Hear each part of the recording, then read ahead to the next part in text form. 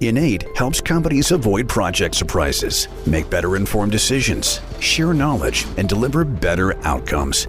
Innate, transforming the way the world builds.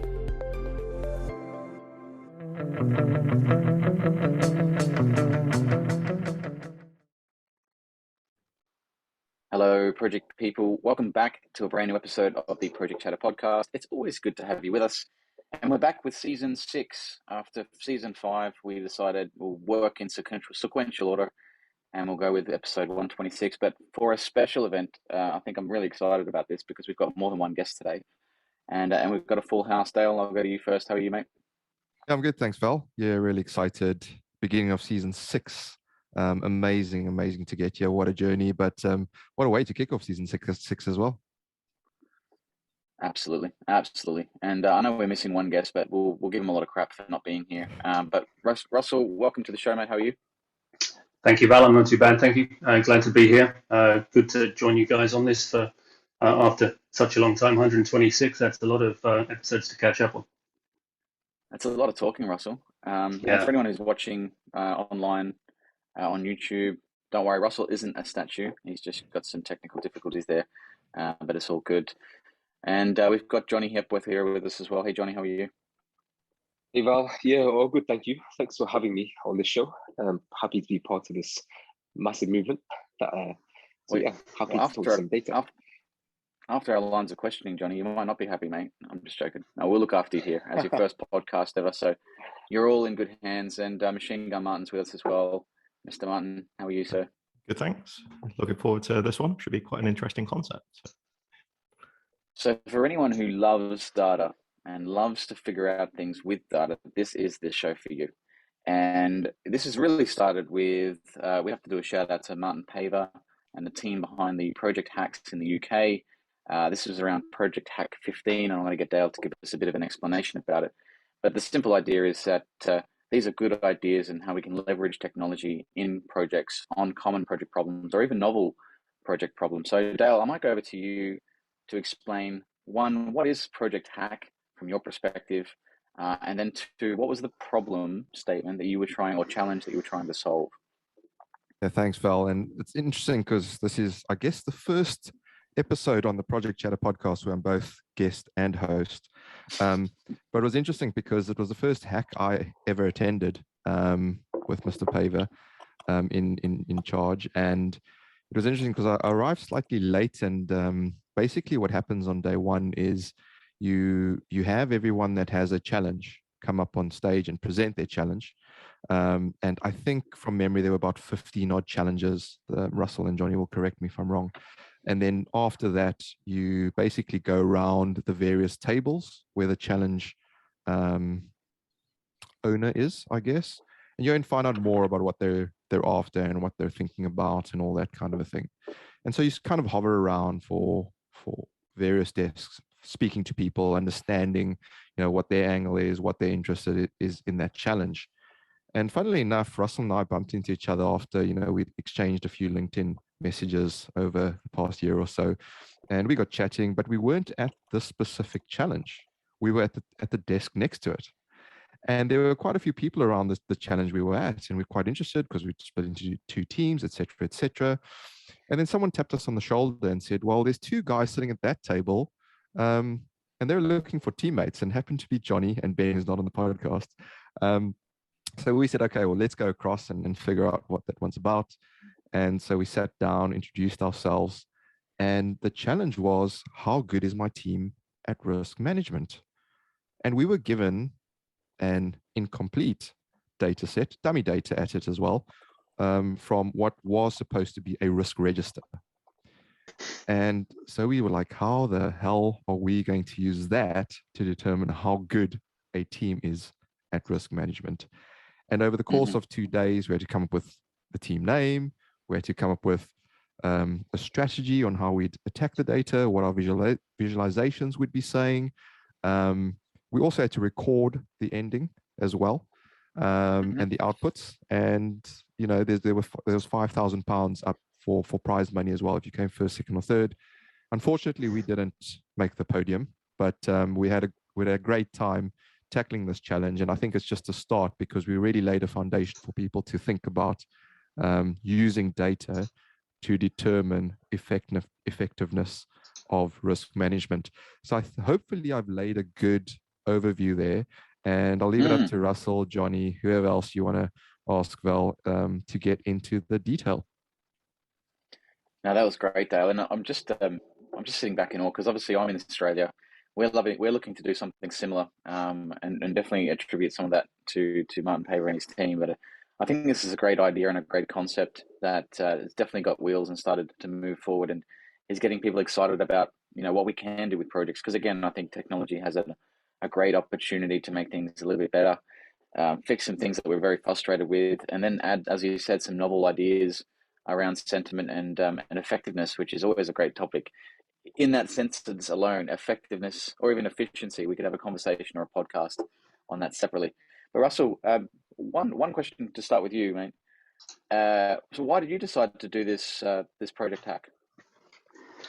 So very, very similar to the way Dale explained earlier on, that there's multiple hacks, and there was 3 or 4 that I was interested in. So I was milling around the different tables to see how many people were interested, who they were.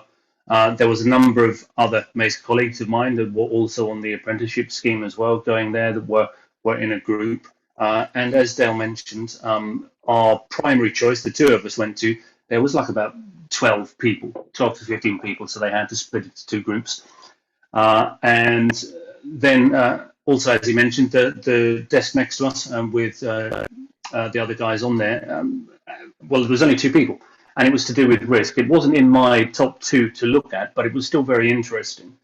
And the proposition to come up with an out-of-the-box way to view the quality of risk analysis sounded like a really interesting challenge. So it wasn't quite as complex, coding-wise or AI or data science-wise, but it was a really interesting, more project delivery-centric challenge, still using data analysis. So after talking to the guys and talking to Dale, the 4 of us decided to sit there as a team, even though there was only 4 of us there, so we were perhaps disadvantaged compared to some of the other teams. We all clicked, from our initial discussions, it sounded great, so we got stuck in, and we didn't place, but I think we'd have had a far harder time placing with this challenge compared to some of the others, because some of the others had, better quality data, and they used more advanced tools to turn out something that was a bit more, say, flash and attention grabbing. Whereas we did some good work, but it was kind of, a little below the radar, or not quite as attention grabbing, if that makes sense. Yeah, I tend to see a bit of a trend of repellent that happens around risk management, and I'm not sure why, but as project controls people and data enthusiasts, risk is probably the richest data set we have, or one of the richest data sets we have on projects. And it surprises me that people don't take it more seriously and provide insight into that data set. But that's very interesting, and I do like the idea that you've got different people from different backgrounds and different environments, and you don't have to be a technical person to be involved. Again, that's a great point from an inclusivity perspective. A lot of people think that, well, when I say a lot of people, some people that I talk to in this very small country of mine think that you need to have technical skills in order to be part of a data solution, and I don't think that's true. And I think you probably will back me there if I said that. And I think these are really good, Russ. Yeah. Yeah, I absolutely would back that, and I'd go so far as to say the MO, or the modus operandi of the project hack, is to try and make sure that each team has a good spread of specialities in there, or technical capabilities in there. So there are some people that can do data science, some people that can do data analysis. There are some project delivery specialists there. So, for example, if you've got a team that was just 6 data scientists working on a task that requires the advancement of project delivery, they'd probably come up with a great technical solution, but it might not pass the mustard for consumption with a project team. So it's better to have a mixed speciality team. So it's actively encouraged to get people that are from a project delivery background, whether or not they've got any tech understanding whatsoever or not, because then they can join a team with others that do, and the collective is better than the individual sum. Yeah, agree. And Johnny, just heading to you, just to give the audience, I guess, a bit of a background, because I recognise that whilst we understand it, not everyone has heard of or understands what a data scientist or a data engineer is. And I think if we could do you have a blanket kind of default term that provides a bit of a synopsis to your family of what you do or what data science does in general? Yeah, of course. I think data science has become such a big, broad title these days. Sometimes you look at job specs and you see that this is exactly what a data analyst do. And some people tend to think that data scientists only deal with machine learning and just using complicated algorithms to solve issues. And when people see it that way, it creates a high barrier of entry into the profession or into just being a data enthusiast, because it's a huge hill to overcome. But the way I see data science is less about the technicals and more about how much value you can bring with data. So that can come from either machine learning, or it can come from algorithms, it can come from a dashboard, or it can come from just a simple data set. And so data science is all about getting that raw data and transforming it into something that can drive actual actionable strategies or decisions. So with the role of the data engineer, I see is the person that supports the data scientist. So he provides the data scientist with a steady stream of data, quality data, making sure the speed is there. So if they do need to create some complex machine learning algorithms, they have the ability to do so. So yeah, they work in sync with each other. That's a great explanation. Yeah, I love the actionable piece, because I think a lot of the times there's a label that's associated with data science, and sometimes it's a good one, like it's too hard, too difficult. Sometimes it's the opposite. It's you're dashboard jockeys, and you just create things that look good, but there's no value in there, and a lot of people say, so what? So I'm glad you gave that excellent definition. Now, who wants to talk about, I'll open it up around your team name, because I know every team got to come up with their own name, whether it was good or bad, but you guys have got a pretty catchy jingle. Maybe Dale, you want to start, and then I'll ask Russ and Johnny what they think, and we'll go into some more technical questions. I think the first one we came up with was Riskology as a team name. I love it. But we weren't quite settled on Riskology. And the sort of data hackathon stewards walk around keeping asking, have you come up with a name? Have you come up with a name? Russell came up with a few, I think, as well.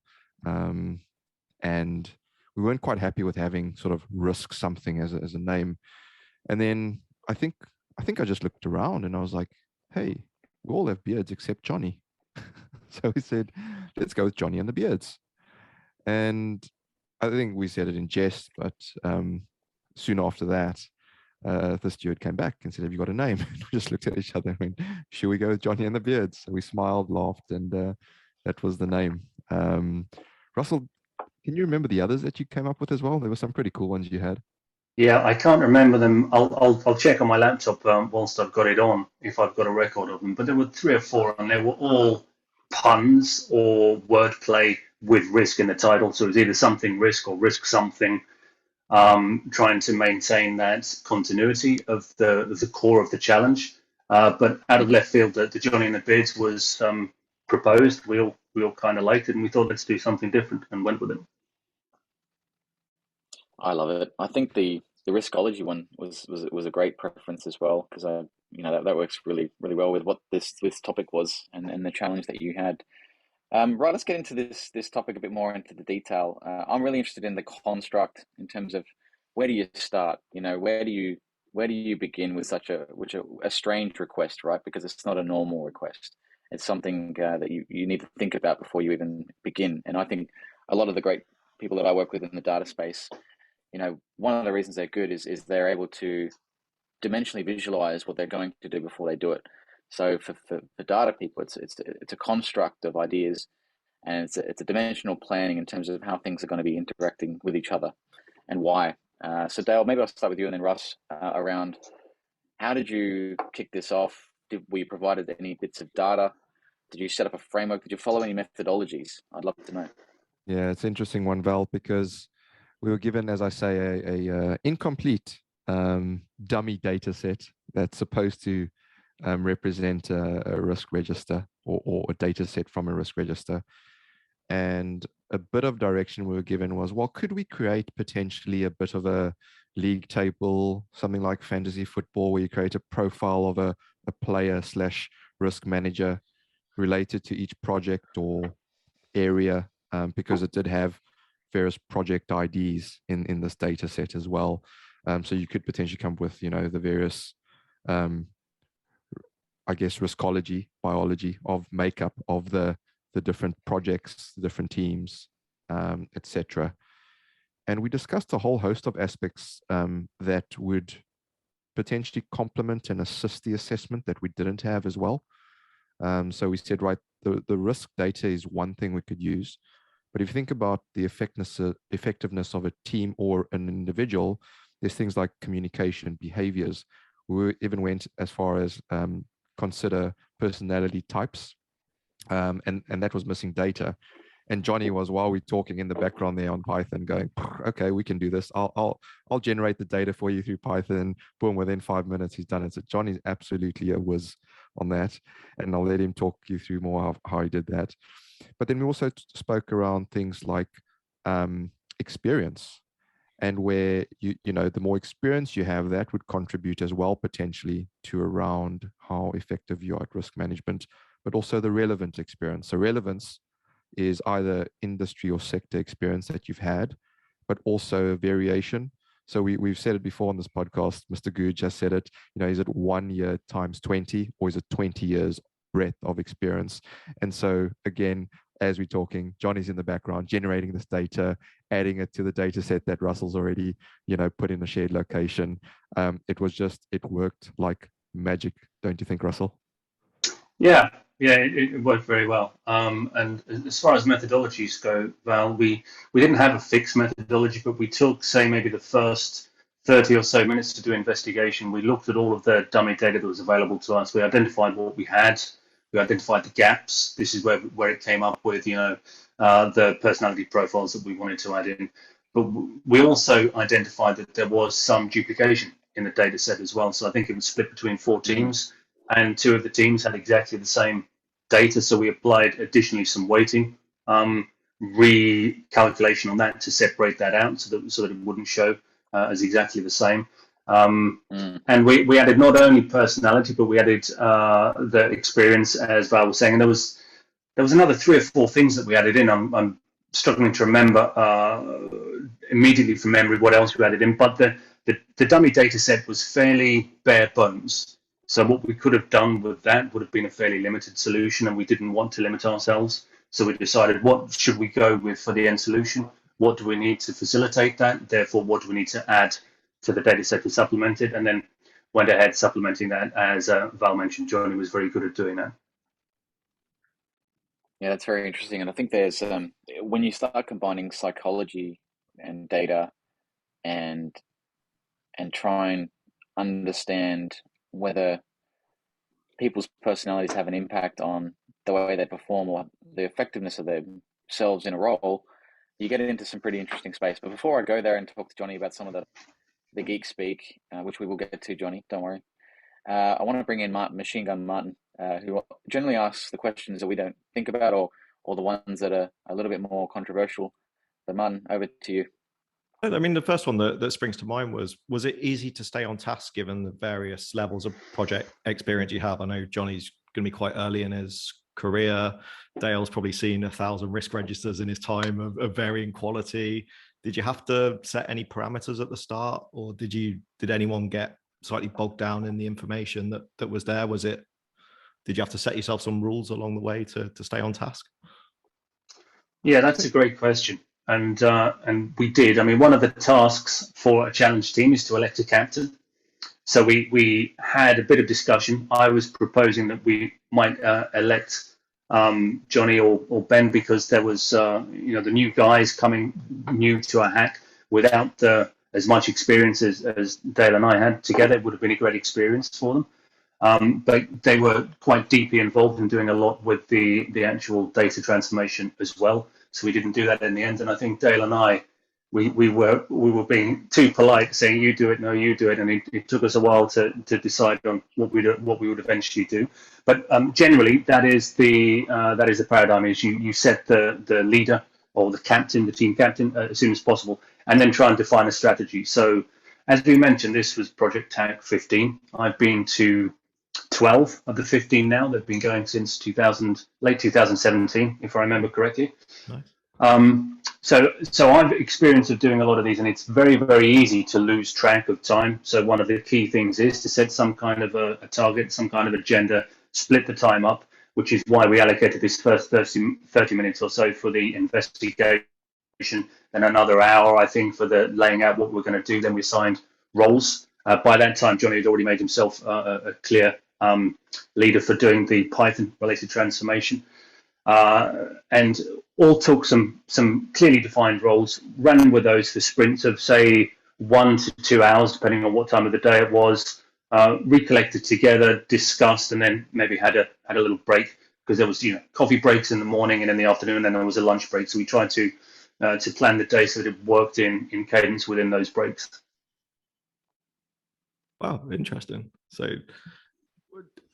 it must have been quite interesting to kind of assign yourselves roles that are outside your comfort zone. So I'm guessing making Johnny the captain was a conscious decision, because it's not in his field of expertise, and probably yourselves taking a back seat. So yeah, that was interesting. If I move on to Johnny, you mentioned at the start you're a data analyst, and it's a subject we're very passionate about on the subject on the podcast.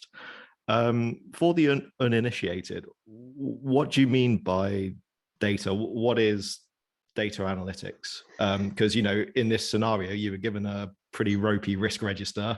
I'm guessing in your academic career, you'll have had thousands of different data sets. What do we really mean by data? Yes, good question. So I came from a chemistry background, so all of the data was pretty concrete. You use something to measure something else, and then you try to analyze it somehow. But the difference with this project is we were trying to incorporate psychology, things to do with people, and convert that into metrics that we can actually use to drive some insights, which was pretty difficult to do initially. So we started off having a pretty big scope. The project wasn't really confined. So we spent a while just pitching ideas, throwing everything out there. And then eventually we build everything down to what we think we can achieve with what we have. And so I do want to talk about the dummy data, because you might think, oh, dummy data, that means you've just played around with some random numbers and it doesn't achieve anything and you guys haven't done anything at all. But I think that's what I would have thought as well before I actually done the project, because I realized when you're working with a dummy data set, you get to really build from the ground up and really think, what data sets do we need, which in turn drives what do we need to start recording just so we can get this data in. So it really makes you think about the data from the beginning, from even before we have the data, to what should we actually record. So having to actually make up some more data just to make what we already have useful was a really useful exercise, I think. And from speaking to a couple of people from the project management space, it seems like the data isn't quite there. So in terms of, let's see, people. So it's not really focused on people risk or just things related to people. It's more, I feel like it's a little bit more technical. So if someone made some entries on a risk register, correct me if I'm wrong, but they can wait until near the end of the project when they have a better understanding of the risk, and then they can amend the numbers just so it's a little bit more in line with what it's going to be, what the outcome was going to be. I feel like that you lose so much insight into the people, what they're capable of, because you don't get to see the changes that they made. And so it's things like that that made me think, yeah, this exercise was really useful in terms of allowing the industry to think about how they can manage risk on a completely new way. So yeah, I guess data is just quantifying some things that we do. And then from those numbers, we try to spot patterns. And then from those patterns, well, a host of possibilities arises. We can forecast. Forecast helps us either budget or make some money. So yeah, I see numbers as more of a mathematical view of the world, really. Wow, sounds great. So you must have you had a few sprints. You've had a load of roles and responsibility type sessions. Where did you get to at the end of day one? So I know it was a 2-day. What was still on the table? What were you thinking about at the pub in the evening? What was the kind of halftime thinking? Yeah, no, that's a good question. And I can point that to Dale. Actually, I'll. Yeah, me and Dale left before the pub. Yeah, I'll let him try to think on his feet for once. Yeah, no, Johnny and I left before the pub. Russell tried to hang around for the pub, but I think he didn't end up making it either. But it was interesting because I think by the end of day one, we had set direction and we weren't going to change it in day two. And at that stage, we had all naturally fitted into our roles. And Ben and I were discussing a lot around, as I was saying, the psychology around people and behaviors and how you incorporate that into the data set, experience levels, sector experience, etc. And then working with Johnny to try and create this additional supplementary data to the data set. And all the while, Russell beavering away in Power BI with visualizations. And it was great because it was sprints. It was actual real sprints where Russell would output something, we'd review it, tinker with it, go away, he'd beaver away for another hour or so, we'd look at it again, go, okay, we need to change this is what it's telling us. And so it was emerging and evolving in front of us as we were developing it. It was real time, fail fast, fail often, fail forward type working. And it's something I've never really experienced before, that sort of microscopic lens approach to, here's a problem, you have 2 days to solve it, what can you come up with? And it was fascinating to have that, I guess, that pressure, but also the freedom within to just go for it, right? No distraction. So I don't know if that quite answers your question in terms of the halfway mark, Martin, but at this stage, we were quite set in terms of the direction we were going. We knew what the end game looked like. We didn't fully at that stage know exactly what the outcome would be, but it's like with any, I guess, software sprint, you go through prototyping and your initial drawing or design doesn't quite come out exactly, how you initially visualize it. However, I think we came up with some really, really meaty results in the end. Russell, did you want to chip in on that? Yeah, thank you. So at the end of the day one, I think we had pretty much scoped out everything we wanted to add to the analysis and to the report we were going to turn out at the end of the day. It wasn't all built at that stage. Some of it was prototyped, some of it hadn't been started.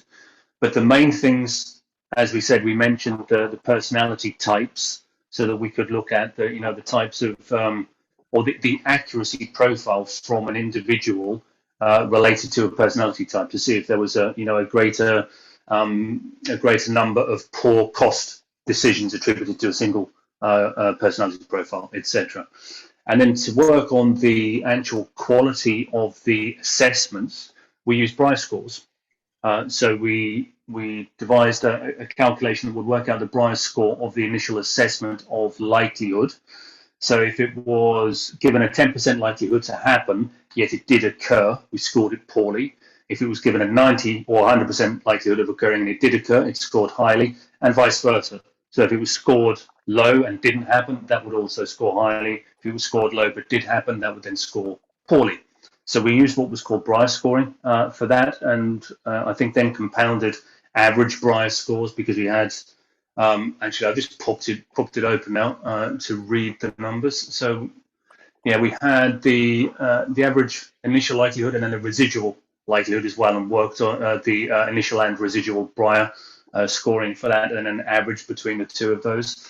And the other thing we worked on, if I remember correctly, Dale, I think this was one of your suggestions, was looking at the cost percentage of the risk per project and the cost percentage of the risk per portfolio to understand the impact of an individual risk. So say $1 million risk on a project that's $1 billion is comparably less significant than a £500,000 risk on a project that's 1 million.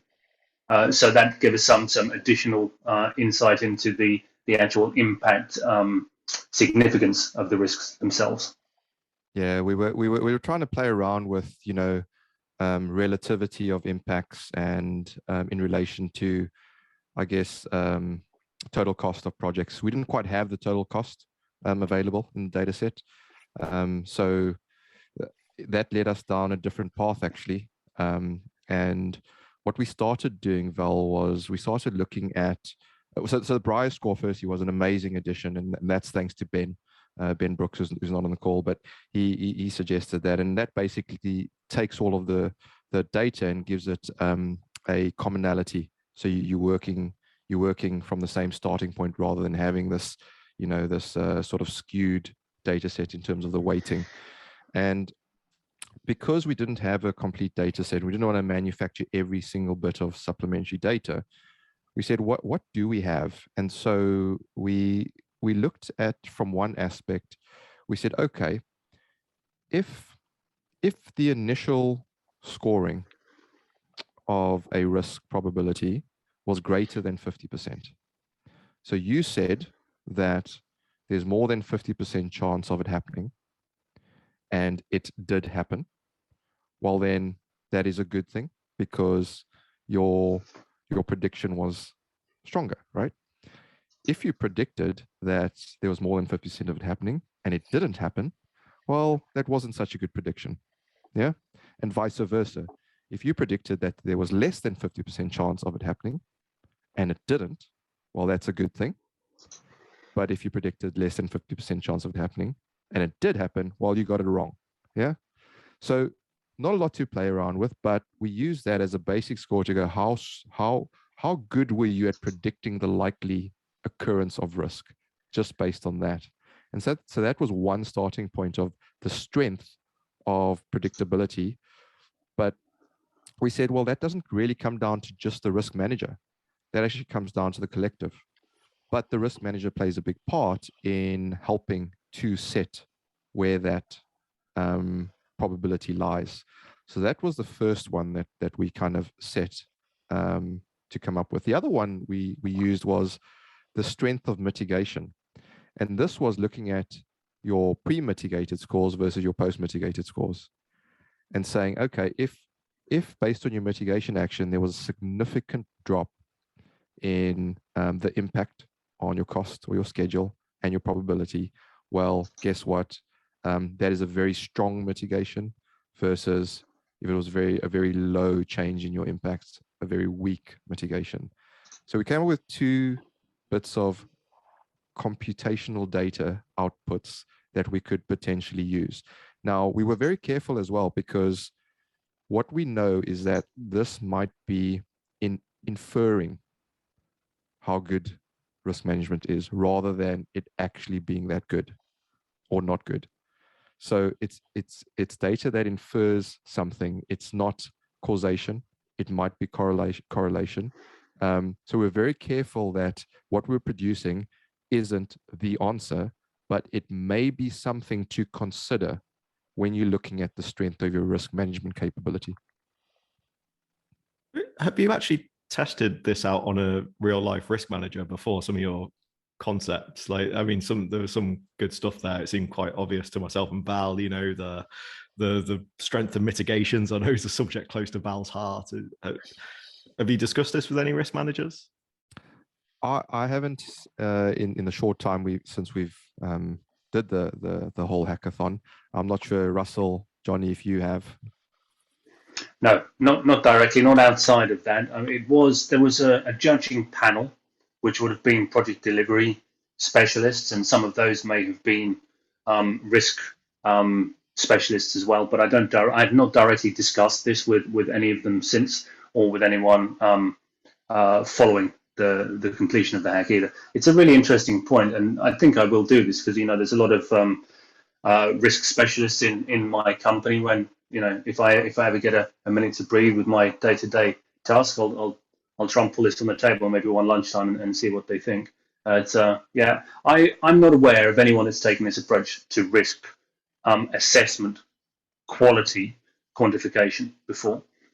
So I mean, the other stuff, maybe putting personality profiles on, maybe has been done before. I could expect that it has. We used something very similar to DISC, if you know the DISC, and just attributed colors for that, representative of the 4 fields. And just one other thing to make clear as well, because we were doing the quality of the assessment basically, so we then scored it on the quality of the assessment if it did occur, and the quality of the assessment if it did not occur, as Val was saying, and then we put percentage weightings in there to give us a 4-point mark. So I think there was a poor, a very bad, a moderate, and then a very good, something along those lines. Moderate, strong, weak, and poor. It was. I've just seen it here.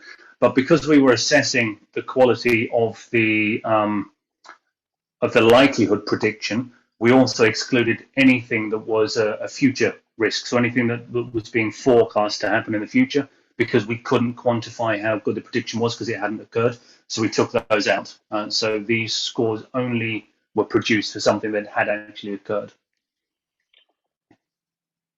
Yeah, that's interesting. I think, I'm glad you said, the provisions of, and you talked about, Dale, causation and correlation, because that was one of my questions was, where exactly, and Dale knows me well enough to know that I would have asked, but in particular, how we bring data sets together. And I thought it was interesting as well that you isolated some data as well, which I think is actually a good idea.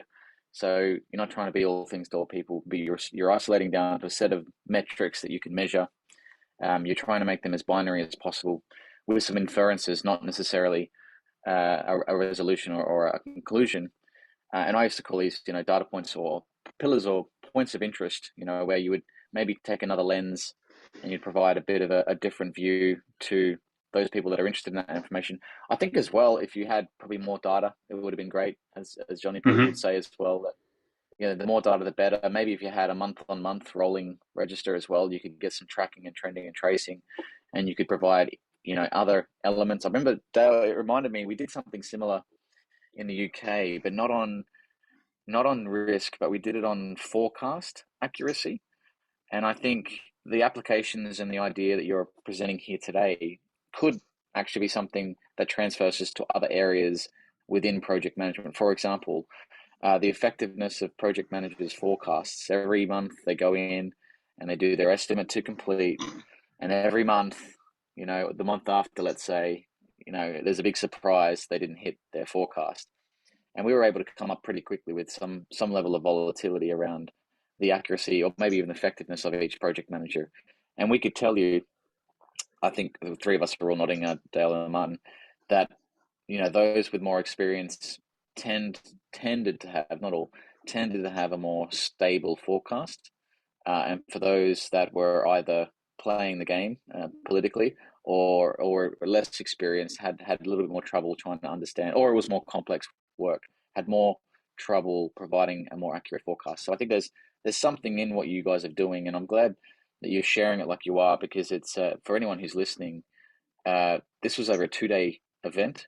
This was done, as Dale said, this was done live, working together, running those sprints as Russell was working in the background, Johnny working on the Python, getting those algorithms right, and Benny adding value as well. And I think this is a great formula for success in projects if we could all just focus on one problem. But I think the real big challenge on projects, and maybe you can debate this with me as well, is we can't just focus on one problem. We have hundreds, maybe thousands of challenges thrown at us every day.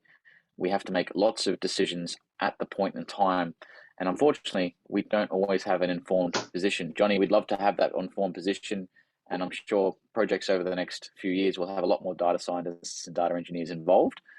But as it currently stands, if you take the big traditional construction type projects or infrastructure projects, how many data scientists and data divisions perhaps do you see on the projects? And for Australia, I can tell you it's very, very minimal. Project control seems to be the medium point for that. But very interesting point. I had one more question. Just in terms of the data you were talking about, whose idea was it to introduce the personality disc assessment, and was there any correlation from your perspective, or inferred any difference in accuracy or effectiveness in the data sets? Does anyone want to pick that up? Maybe Russell or Johnny? I don't think I remember. So I think I remember. I think it was Dale's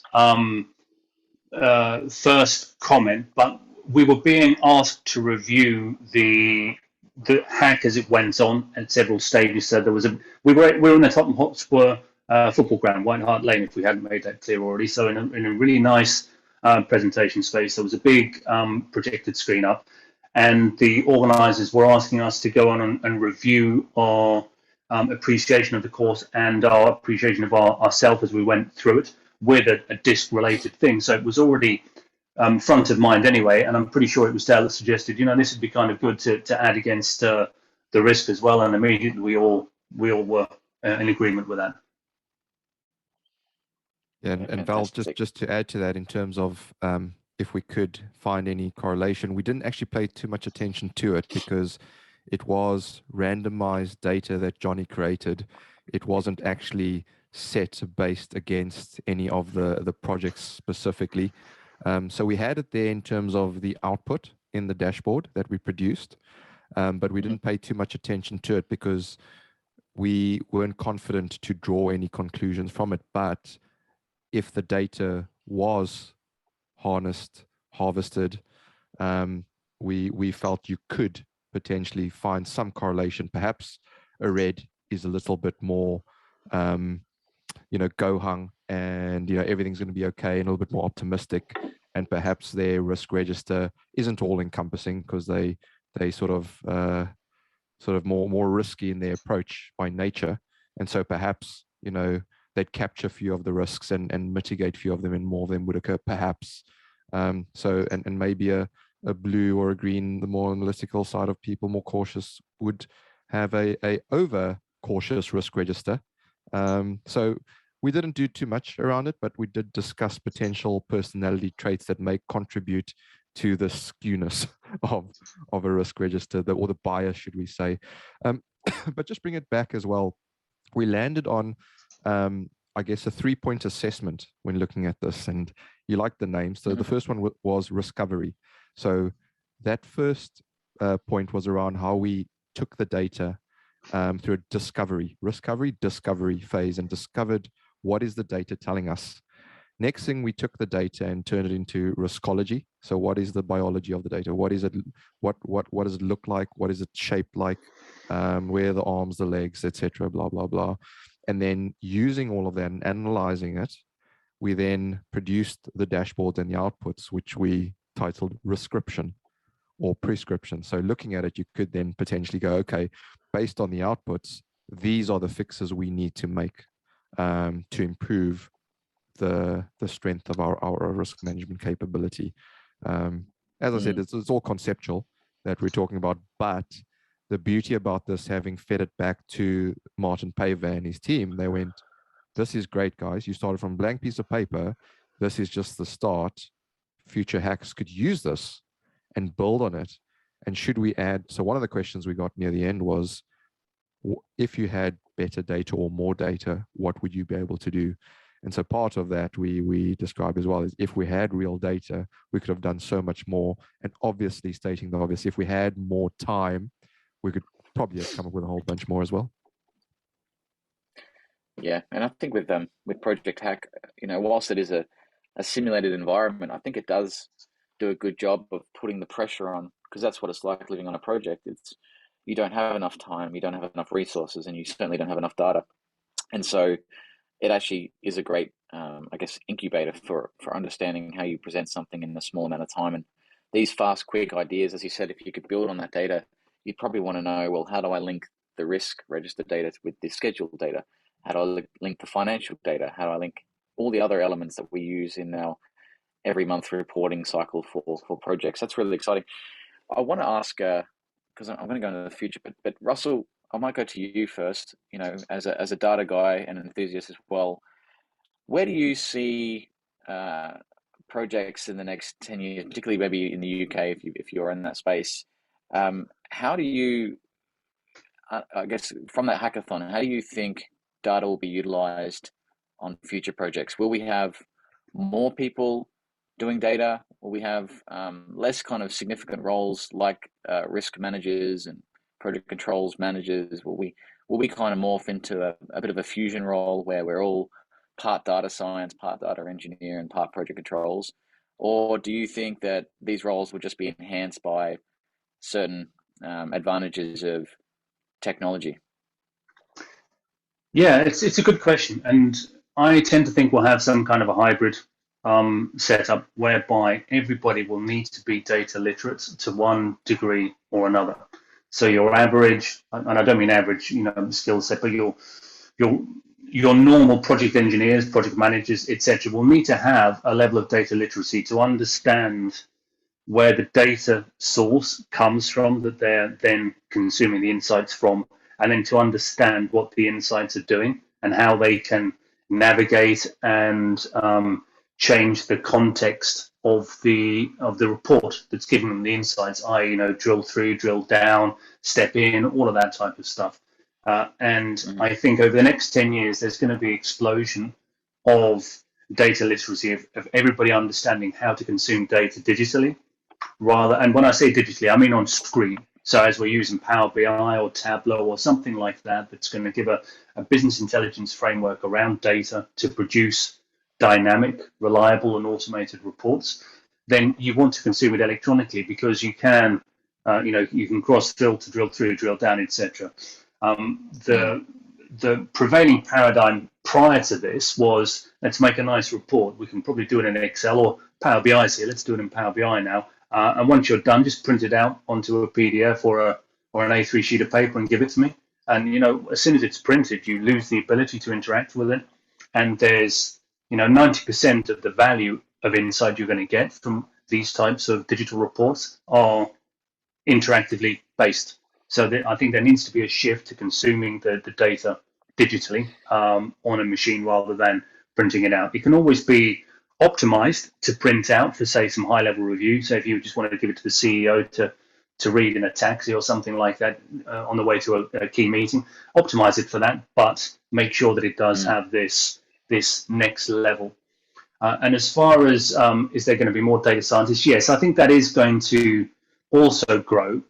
But take the last 5 years, for example, where data science was a real buzzword. It was, it was a zeitgeist. Everyone wanted to be a data scientist, and there's been a real, not reaction to that, but there's people are reassessing how to approach that now. So not everything needs to be a data scientist. You've mentioned data scientists already. There's data analysts, there's data engineers, you've got business analysts, you've got business intelligence analysts, you've got reporting analysts. I think you need to have a full breadth team that can do all of that. And the number of data scientists you need is probably not going to need to be equal to the number of reporting analysts or consumers. You can probably have a core team to produce the data science models and drive the data that's going out to multiple reports, and then have a team of data analysts and business intelligence analysts to then drive the report. So it's going to be, it's almost like a reverse decision tree coming from the nexus point of the source data itself. So you've got one tier data scientists there, say, I don't know, maybe 2 or 3 people, then the next tier data analysts, maybe 5 to 10 people, the business intelligence analysts, maybe 10 to 20 people, and you're getting down to the consumers. It's going to be as many as is required for the number of projects or commissions you've got.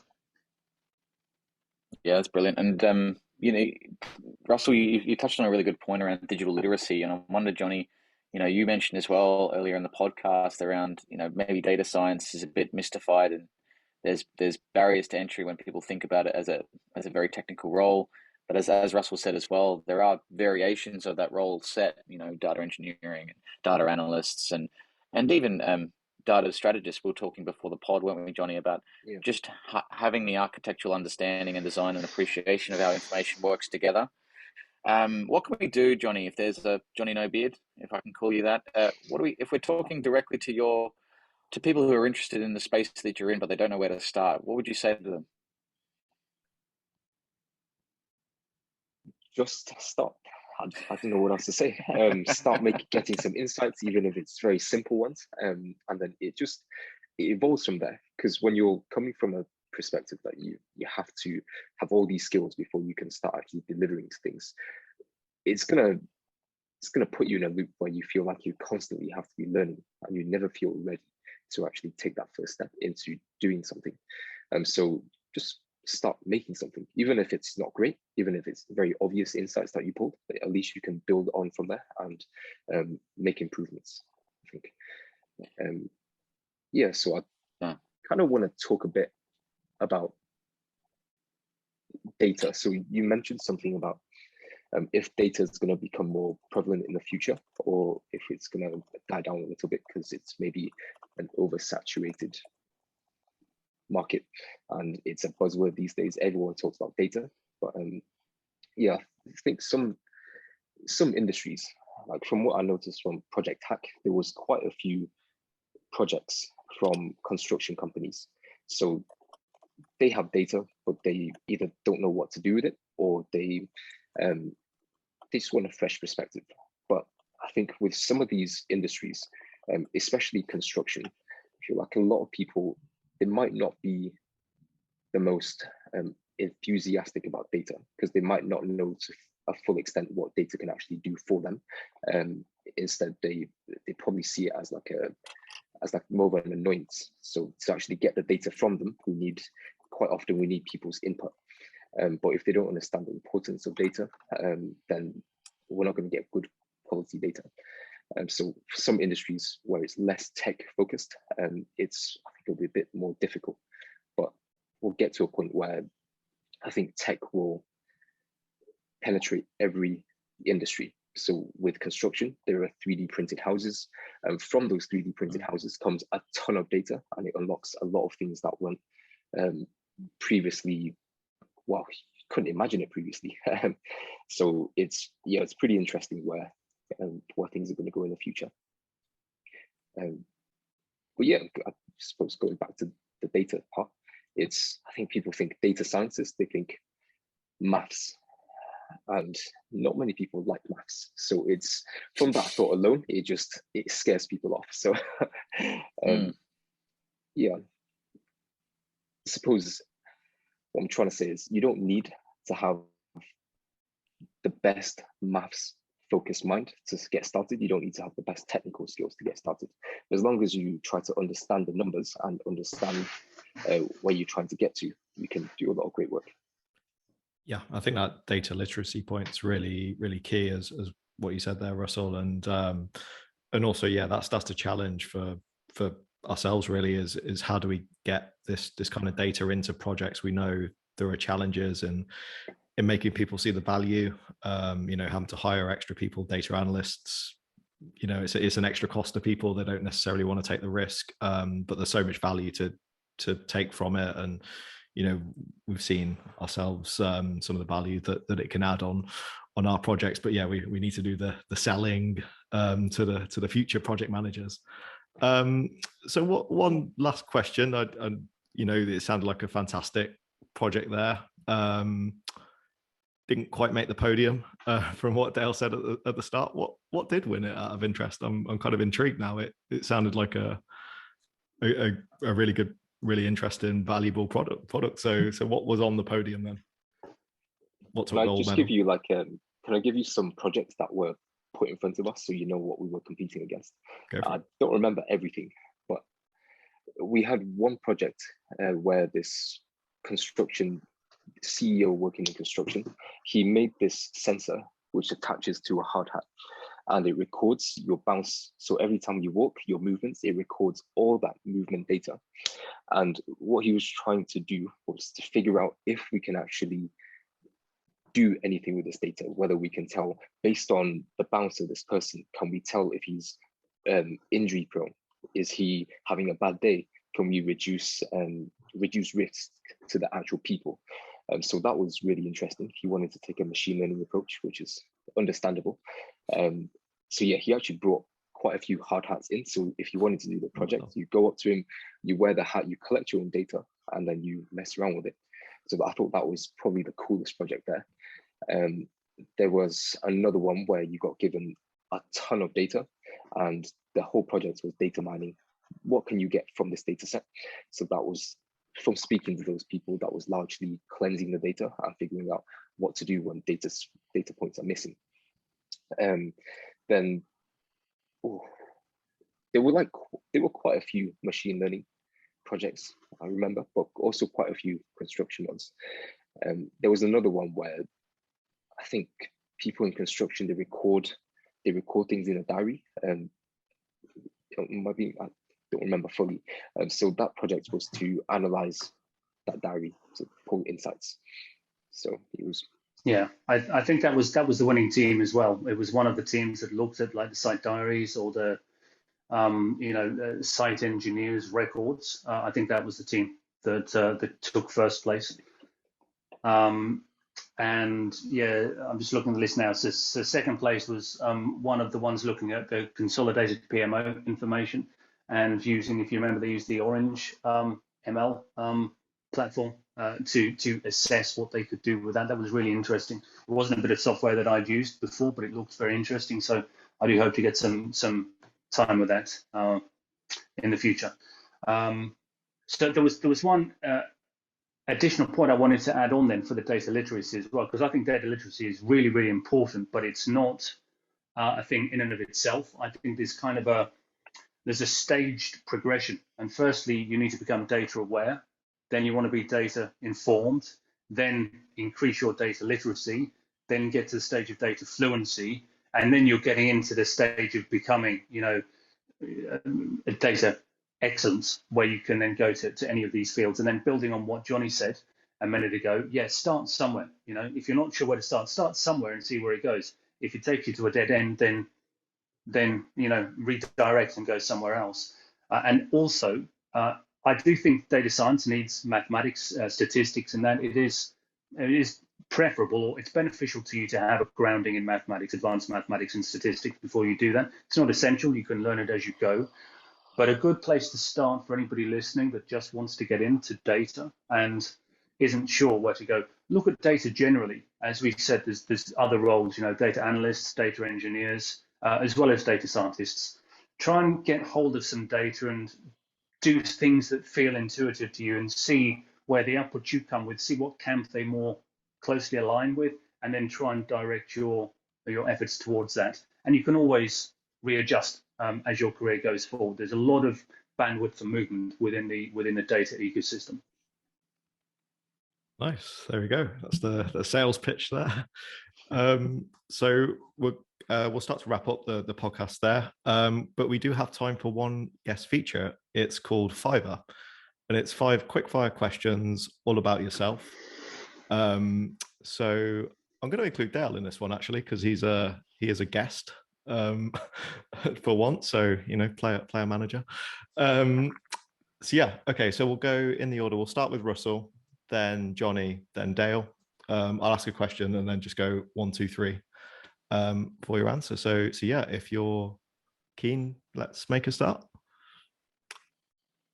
Okay. Yes. Question 1: steak, seafood, or salad? Russell. Seafood. Johnny. Steak. Steak. What's your one piece of advice for people new to the project profession? Be resilient. I'm not in the project profession. I can't really say. Into the data profession Okay. then. Just keep learning. Dale. Fail fast, fail often, and fail forward. Brilliant. Number 3. Favorite data visualization tool? Russell.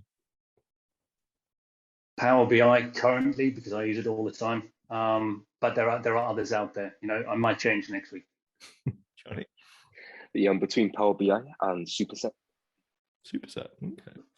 I've heard of that one. Dale. I'm not well versed enough. Not qualified enough, but yeah, I'd probably go with Power BI because it's the one I know. Fair. What would be your book recommendation to our listeners? So I've actually just got this. I haven't started reading it. It's blurring it out. It's called Persuasion by Robert Cialdini. Sounded book. really interesting. Very good book. Great. So I look forward to reading it soon. Brilliant. Johnny? Mine would be predictably irrational. So it looks at psychology and how we're irrational beings. Dale? The Project Shadow podcast book that we haven't written yet. Ever the salesman. Right, final one. If you had your time again, would you go straight into engineering, data analytics, planning, another? Russell? That's a difficult one for me because I've always done data analytics with whatever career I've had, even before it was even called data analytics. I used to frustrate my teammates by pointing out where there were anomalies in the stuff they were working with by analyzing the data. And now I can call myself a data analyst officially. Nice. Johnny? Wouldn't change it for the world. I'm happy. Great answer. Dale? No, Martin, I think I'd go straight into podcasting. I mean, look, what a great time we're having on this, right? Yeah, you're not getting invited back. No? Okay. Brilliant. Over to you, Val. Thanks, guys, and thanks for being such great sports. There was some really interesting comments there, although I'd love to answer those, but I didn't. I'm a big fan of Tableau, just FYI, Johnny, so we'll talk about that later. But we'd love to have you guys back, so if you do end up doing another project hack or there's something else interesting, please do come back. That does end the podcast for us today, but I will ask for final thoughts for our listeners. Johnny, going to you first. Any final thoughts? Regarding the project or the podcast? Just in general, anything that comes to mind. This is your time to shine. Oh God, and I'm buckling under the pressure. I had a couple of points, but I forgot what they were. It was, one of the points I wanted to talk about, but we don't have enough time, is how scary data is to people. I think there's quite a few headlines of data doing, especially Facebook, let's say, is one aspect of that evil data outlook.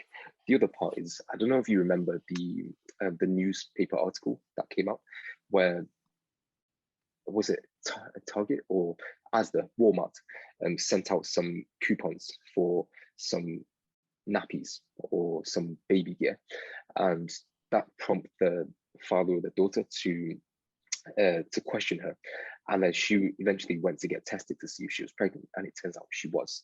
So based on the data that she collected, was it Walmart? Based on the data that Walmart has collected of her and her habits, they were able to predict that she was pregnant even before she knew she was pregnant. So, and also things like the more data, the more companies can track you in terms of at your current company. If we're tracking every step, every hour, every second of your day, that's scary to people too. So yeah, that's something I wanted to talk about. Yeah, I think there's some other scary points around that with regards to retail giants here using video feeds of people to understand their behaviors and to predict it from a spending perspective. But Russ, any final thoughts from you? Yeah, just one very quick one, adding to Johnny's there. Data privacy is really a key part of that. So I recommend that all of your listeners here be very vigilant on the cookie settings that they utilize and be aware of the legitimate interest part as well if you are choosing to turn your cookies off, because they tend to hide that beneath the first layer, so you can leave a lot of those active. So on to my own. Great to be on your podcast, guys. I know this has been going on a long time. I have listened to some of them, but certainly not the 100. Was it 162 or 126? I forget now. But over 100. So, yeah. So there's definitely some I need to go back. And I do very much look forward to coming back at one point, not only to have the benefit of your company and discussion, but also hopefully I'll have a new laptop by then, and my future might be a little more stable than it has been. I hope so, because it was freaking us out, Russell, I'll be honest. It was all sorts of interesting shapes, and it was a bit like a kaleidoscope, but I really appreciate you guys being on the pod. It's been great. And Dale, any final thoughts for you, because you are a guest after all? I guess it's been interesting being in the guest seat because, I think all of us have something to share. I think Russell, you're always up for it, but Johnny, you're a little bit apprehensive sort of coming on the podcast, but you've done phenomenally well. And my thought is to leave everyone with is that, don't be too afraid to share your thoughts, your opinions, and your insight. And there's always someone that's willing to listen and willing to learn from it, because there's perspective regardless of the amount of experience you have or don't have. We've said it before. If you sort of fairly early in your career, you can ask all those difficult questions, and that within itself is amazing insight, because there may be questions that those that are more experienced have never asked themselves. So I just encourage all of those to sort of just put yourself out there and share. And if you want to come on the podcast, please let us know as well, because as you can see with myself, Val, and Martin on here, we'll take anyone, because we're just a bunch of idiots. Our guests are the amazing contributors. So, but no, look, in closing, Russell, Johnny, thank you so much for joining us. It's a pity we didn't have Ben on here, so we'll catch up with him as well. It was an amazing experience working with the two of you, three of you, over the past, or the 2 days we had. And it was a fascinating experiment to be part of as well. So look, folks, that is the end of the podcast, as we say. A massive thank you once again to our guests, Russell Willis and Johnny Hepworth. Remember, if you like what you've heard, please do help us pay it forward by sharing a link to this episode on your favorite social media. And remember, thank you for listening. Till next time, we say stay safe, be disruptive, and have fun doing it. From me, Val, and Martin, it's bye for now.